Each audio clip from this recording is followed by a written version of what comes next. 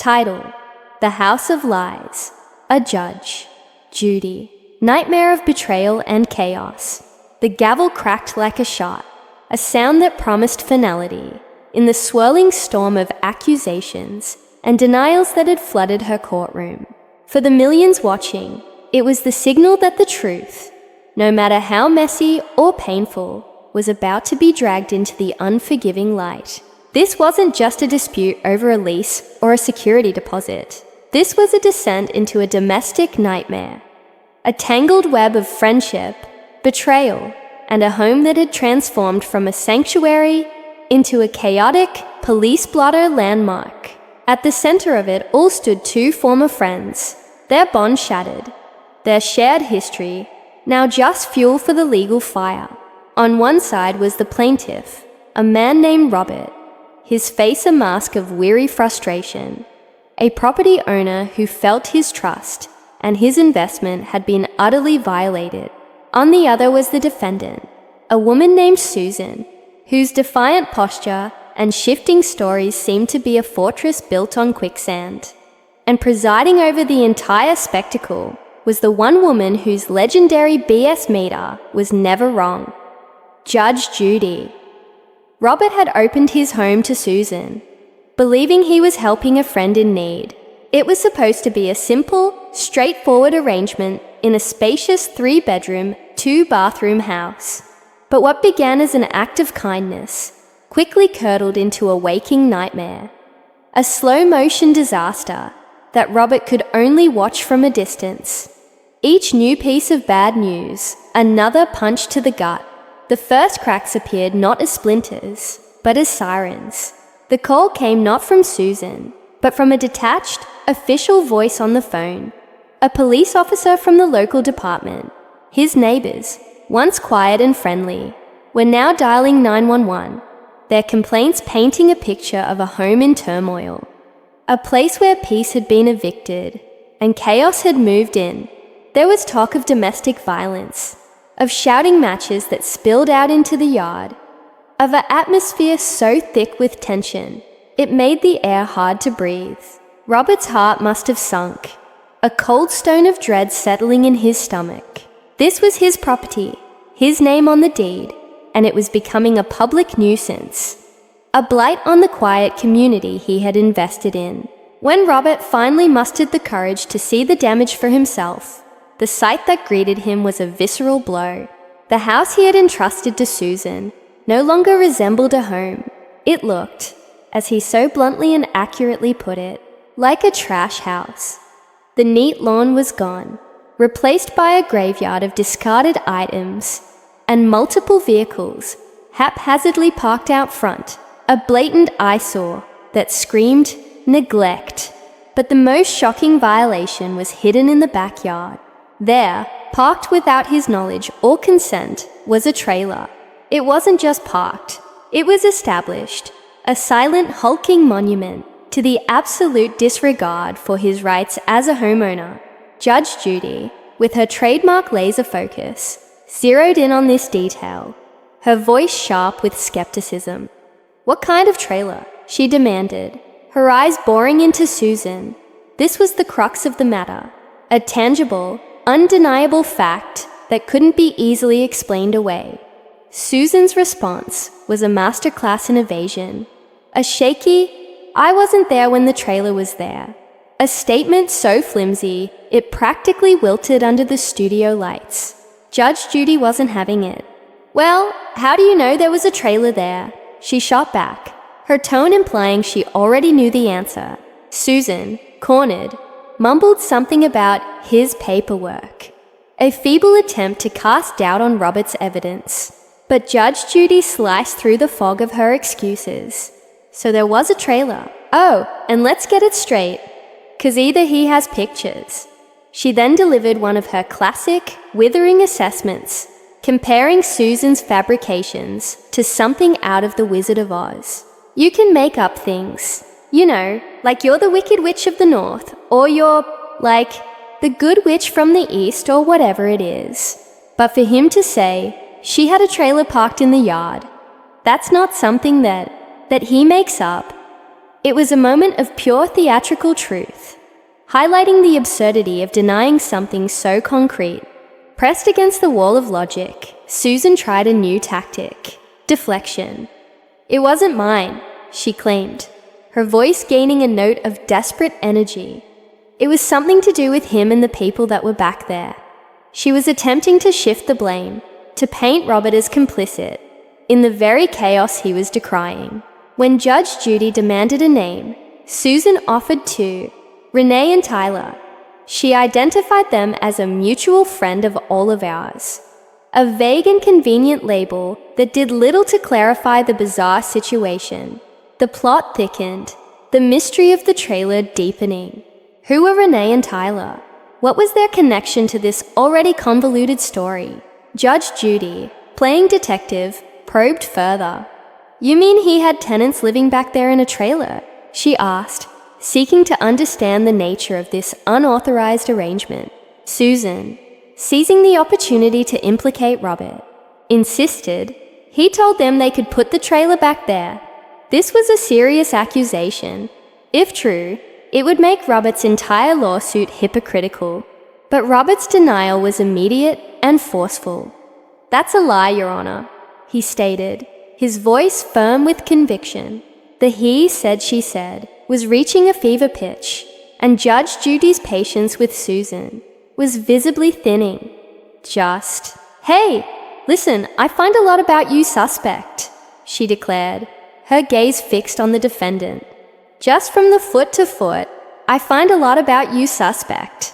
It was a gut-level judgment, one honed by decades on the bench, and it signaled to everyone in the room that Susan's credibility was hanging by a thread. The mystery of the trailer's occupants took another strange turn. When Judge Judy asked, "Who lived in the trailer?" Susan gave a baffling reply. "Nobody lived in the trailer. The trailer was just parked there." This defied all logic and only served to make the situation seem more suspicious. Why would someone go to the trouble of parking a large trailer in a backyard, if not for someone to live in it? The entire scenario was becoming a Russian nesting doll of lies and poor decisions. With the physical state of the property established as a disaster zone, Judge Judy then turned to the legal catalyst for the eviction, the police reports. This was where the story shifted from mere property neglect to a pattern of dangerous and disruptive behavior that had turned Robert's investment into a revolving door for law enforcement. Robert presented the damning evidence, a stack of official documents that chronicled the slow-motion implosion of order within his home. The first report dated back to September 12, 2016, the day he finally decided he had had enough and initiated formal eviction proceedings. But the roots of that decision stretched back months into a summer of relentless turmoil. Judge Judy sifted through the paperwork, her sharp eyes scanning the cold, hard facts. "Who's Kathleen Marie?" she asked, pulling a name from the report. "It's my friend," Susan replied. A simple answer for what was clearly a complicated situation. Then came another name, one that would feature prominently in the saga: Pixley. Judge Judy inquired, "Pixley was your boyfriend?"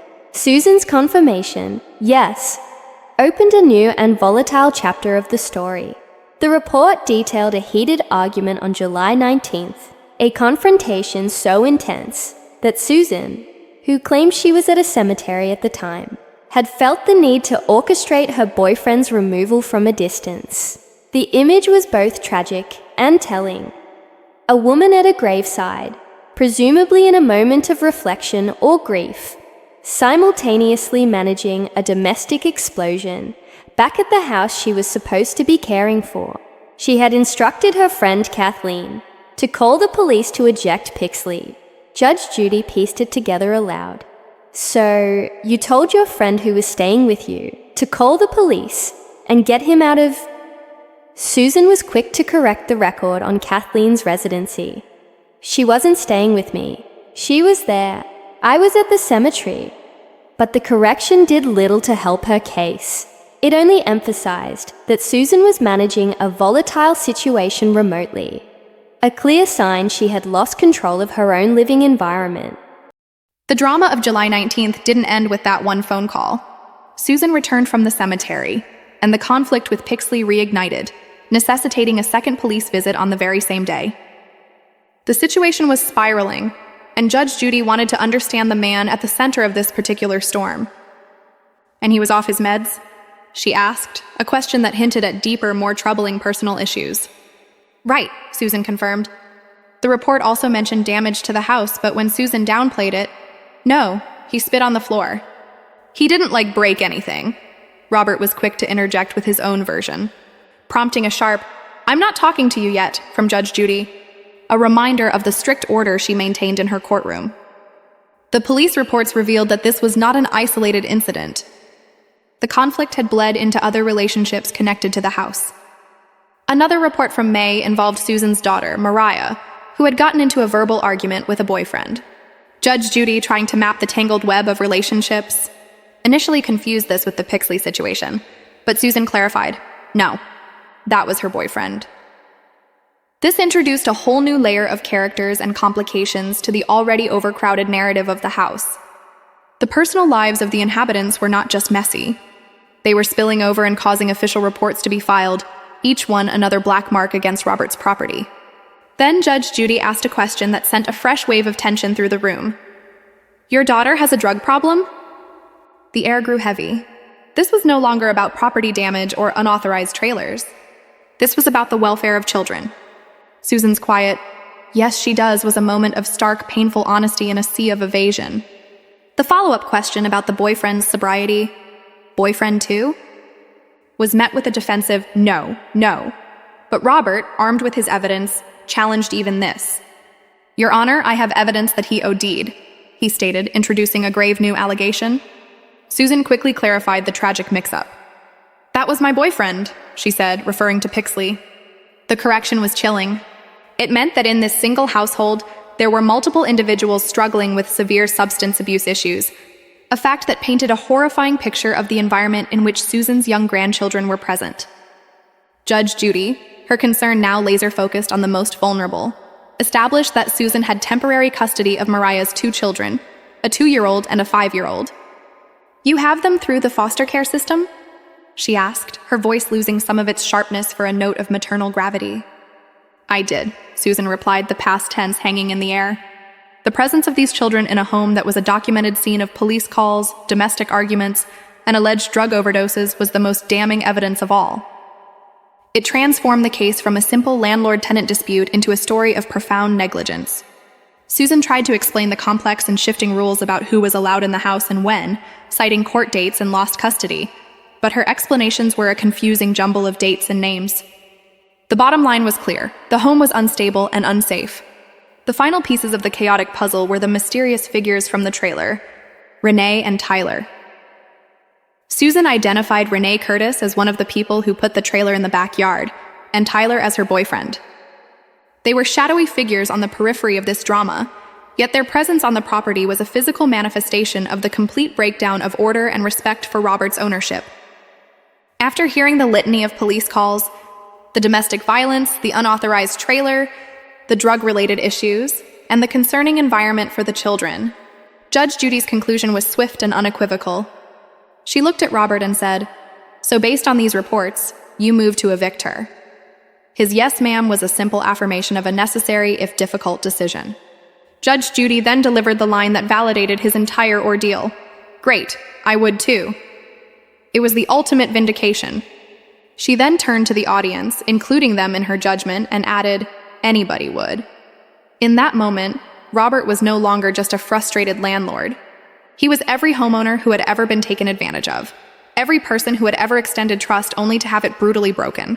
The case was a stark lesson in the perils of mixing friendship and business without clear boundaries, and a terrifying reminder of how quickly a place of safety can become a harbor for chaos when placed in the wrong hands. Lesson for the listeners and viewers. The tragic unraveling of this friendship and the destruction of a home serve as a powerful cautionary tale for us all. The core lesson here is the absolute necessity of maintaining clear, formal boundaries in any financial or property-based arrangement, even with close friends or family. A handshake and good intentions are not a substitute for a legally sound lease agreement that outlines responsibilities, rules, and consequences. This story also teaches us that compassion should never come at the cost of your own well-being or security.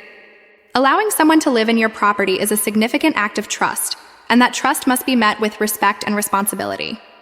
When multiple red flags appear, be it police calls, property damage, or unauthorized occupants, swift and decisive action is not cruel. It is essential. Ignoring the warning signs, hoping the situation will improve, only leads to greater damage, both financial and emotional. Finally, this case highlights the profound responsibility we have when children are involved. Creating a safe and stable environment is paramount, and any situation that jeopardizes that safety for any reason must be addressed immediately and without excuse. Let the chaos of this trash house be a reminder. Protect your investments, uphold your boundaries, and never ever compromise the safety of the innocent.